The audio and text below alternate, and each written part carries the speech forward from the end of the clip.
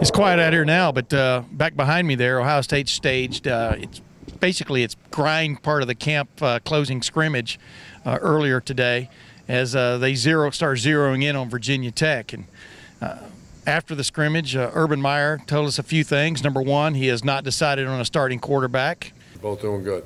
Both doing good. Yeah. I try to be as honest as I can, and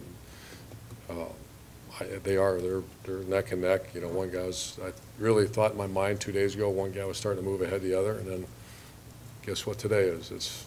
They're back to, I haven't graded it yet. Number two, the Ezekiel Elliott, their returning running back who had such a great postseason last year, has been held out of a lot of the major contact just because he doesn't need to prove anything. He's our best, one of the best guys I've ever seen pad level, and because he always had it, I think, in his right, his left is the one that's hurt, and he really learned how to protect himself. So the thing that the healthy risk gives you is using this to defend off people. So number three, Braxton Miller, he would like to see him start at that hybrid back position at Virginia Tech, but that continues to be a work in progress. You know, the routine, we have two routines we always talk to our players about. Number one is the routine getting ready for a game, and that's what you eat, what you wear, how you sleep, and all that. And the other routine is per play.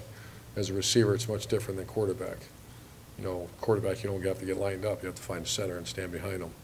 But, so he's really developing his routine. And even today, he was out there. I didn't scrimmage him, but he was getting his routine, getting his play, getting his split, and then identifying the coverage. So he's getting real close. Then he basically said Sam Hubbard now has the lead at the defensive end spot, that for the opening game at Virginia Tech will be vacated by Joey Bosa, who's under suspension. Sam Hubbard had a really good spring, and I guess has continued that work into the fall. But all things considered, it's been a fairly healthy preseason camp for Ohio State. This past week, they did lose the services for a while of promising freshman running back Mike Weber.